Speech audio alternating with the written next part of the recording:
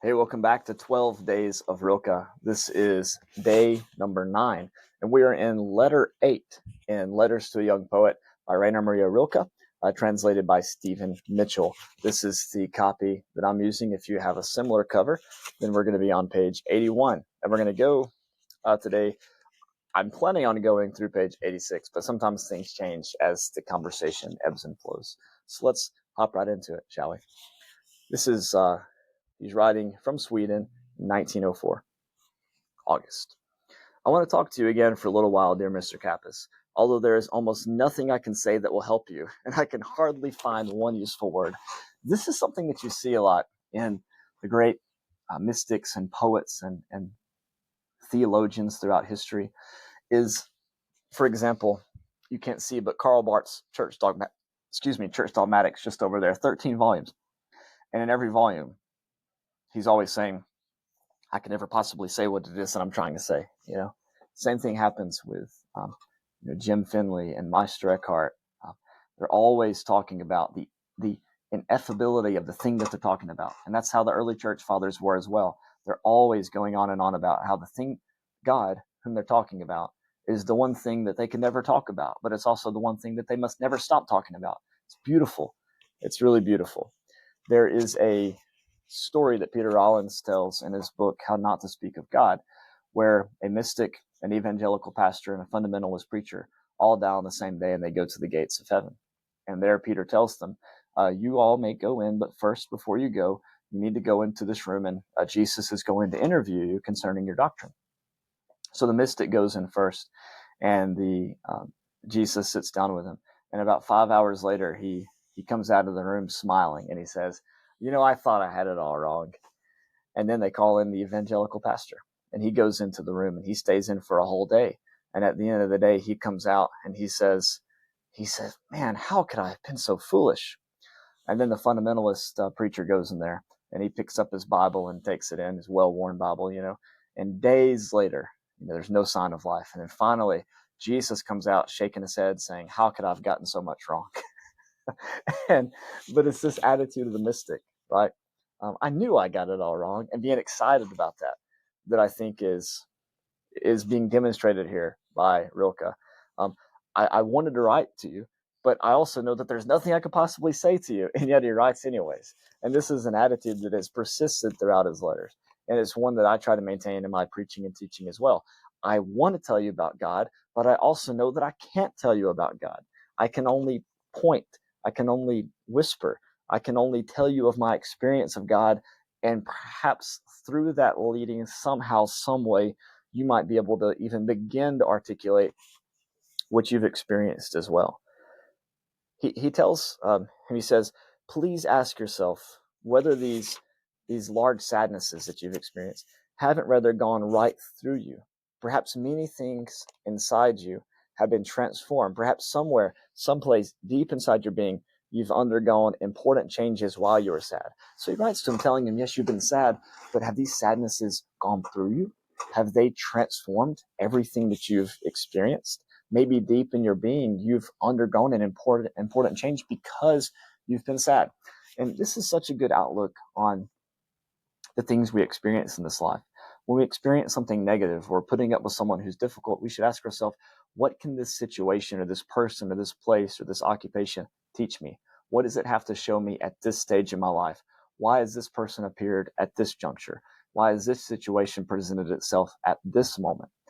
And we believe that through providence, these things come into our lives, not as if God is going up in heaven going, well, I'm going to sick this person on him now, but rather God uses these things to cultivate the person who we are to be. So he says, the only sadnesses that are dangerous and unhealthy are the ones we carry around in public in order to drown them out with the noise, like diseases that are treated superficially and foolishly. It's combining the two words there. They just withdraw, and after a short interval, break out again, all the more terribly, and gather inside us in our life that is unlived, rejected, lost, life that we can die of. So he says, the sadnesses that are dangerous are the sadnesses that we don't actually deal with. That's where you get in trouble. It's not bad to be sad, but it's bad to allow that sadness to be in you unresolved, without asking it what it's doing here, without asking it what its intentions are. It's like a sickness that we treat, but we don't actually deal with. And so it just comes up again and again and again and again and again. He says, if only it were possible for us to see farther than our knowledge reaches, and even a little beyond the outworks of our presentiment, perhaps we would bear our sadness with greater trust than we have in our joys. If we could just see the benefit of it, he says, if we could just look down the road and see how this is actually going to be a good thing for us, then we might be able to bear it in a way that would be worthy of our calling. And I think this is one of the beautiful things that the early Christians understood about persecution and even about death. Was it Ignatius or was it Polycarp? Maybe both. On their way to their death, they see that death would make them more of a human being in a sense, that they would have a new birth, that it would give way to resurrection. And so they trampled death underfoot through their faith in Christ, knowing that being able to see the end from the beginning, knowing that it would actually produce in them life instead of death. So he says, they are moments when something new has entered us, something unknown. Some of the hardest times of my life, some of the saddest times of my life is when I was uncovering a new theological insight or growing some way in my faith. Those were so sad times because so much security and comfort in the theological fortress I've constructed for myself up to that point had died. He says, our feelings grow mute and shy embarrassment.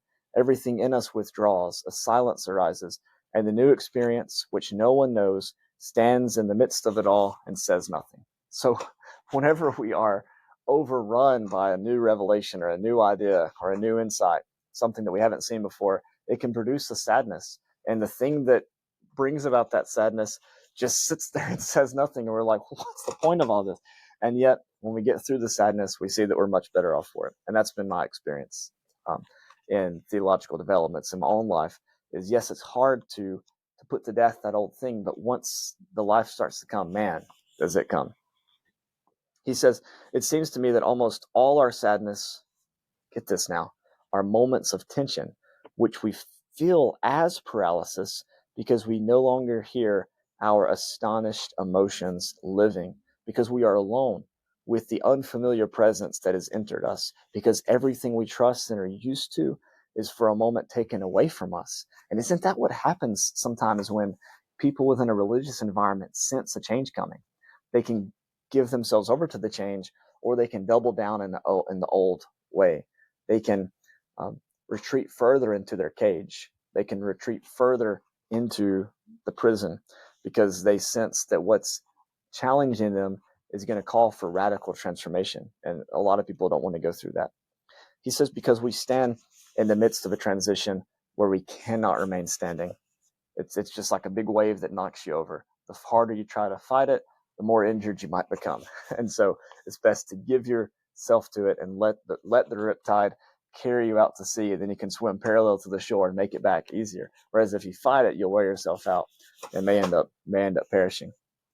He says that is why the sadness passes. The new presence inside us, the presence that has been added, has entered our heart, has gone into its innermost chamber, and is no longer even there, is already in our bloodstream. So this is what sadness is doing: is it's cultivating a new experience. It's signaling a new change that's taken place in our innermost chamber. He says, and we don't know what it was. Sometimes we can't even name this. We could easily be made to believe that nothing happened. And yet, he says, we have changed. As a house that a guest has entered changes.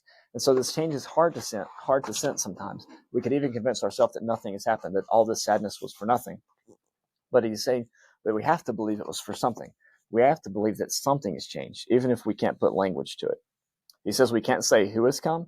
Perhaps we might not ever know, but many signs indicate that the future enters us in this way in order to be transformed in us long before it happens. So that's why he says it's so important to be solitary and attentive when one is sad, because the seemingly uneventful and motionless moment when our future steps into us is so much closer to life than that other loud and accidental point of time when it happens to us as if from the outside.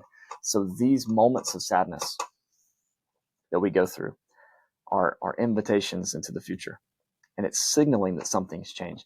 And so fear, for example, you might have heard this before. Rob Bell says this sometimes. When we have fear in our life, it's not necessarily that something bad's about to happen. It could be the fear that you experience when you're going to jump off a high dive or go on a rope swing or, kayak down a rapid, right? Or do something hard for the first time. It could be fear as an invitation instead of as something to run away from.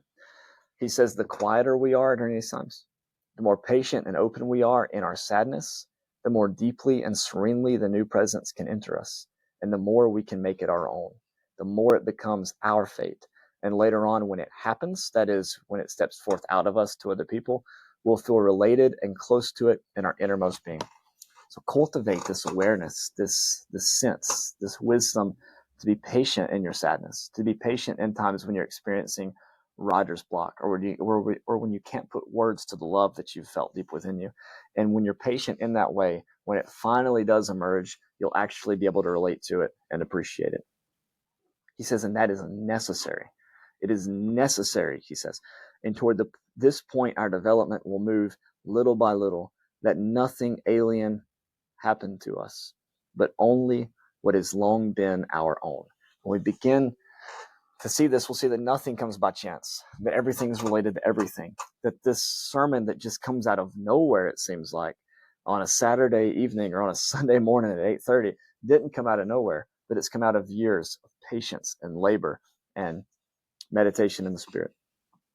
He says people have already had to rethink so many concepts of motion, and they will also gradually come to realize that what we call fate does not come into us from outside, but emerges from us. Again, we've already had to rethink how the world works. What's the center of the universe? What are the laws of motion? Are the laws that we call laws even laws? Or is quantum physics causing us to question the very things that we thought were laws? He says the same thing is with fate. Fate doesn't come from outside of us. Fate emerges from us. It is only because so many people have not absorbed and transformed their fates that they were living in, while they were living in them, that they've not realized what was emerging from them. It was so alien to them that in their confusion and fear, they thought it must have entered them at the very moment they became aware of it, for they swore they had never before found anything like that inside them. I think this is a lot of times what happens with sermons for me. I'll sit down, and when I'm writing a sermon, my friend Sarah can attest to this, I'll have my laptop and I'll be making a slideshow. It'll make it like 15, 20 minutes. But it's not like the sermon takes 15 or 20 minutes to make. The sermon took 32 years. Let's see, what's today? 11 months and 30, 31, 18, let's see. Yeah, 31 years, 11 months, and like 23 days to make, I think, at this point. That's how long it takes me to write sermons. Next week on January 6th, the sermon will take me 33 years to write, because everything's related to everything. Nothing's alien to us. And this is what the Spirit is doing in our life, cultivating these things, preparing us for these experiences. He says, just as people for a long time had a wrong idea about the sun's motion, they are even now wrong about the motion of what is to come. The future stands still, dear Mr. Kappas, but we move in infinite space. That is, what is coming is the product of our own movement, not the product of chance or circumstance. And really what we would say is that this is the product of God's providence. And so then he says, how could it not be difficult for us? That is, whenever we're laboring over a project for so long and then it just happens, how could it not be difficult? How could this not be a process likened unto childbirth? Actually, that's a quote that I read. I think it was in the book, Seeing is Forgetting the Name of the Thing One Sees, about the creative process. And it said that grace is, you work at it, you work at it, you work at it, you work at it, and then one day it happens all on its own without you even doing anything. And without you doing anything. And I think that's what he's describing here, is we work at the poem, we work at it, we work at it, we work at it. And then one day the words just come without even a second thought. And it's like, well, I wish it was that easy. But it's only that easy because you worked and you worked and you worked and you worked and you worked at it, right? And I guess that's the idea here. Okay, we're going to finish up chapter 8. And according to my annotations, we're going to have a lot of fun as we start on page 87 and run through page 97 in the next video. All right, have a great day. And as always, God bless.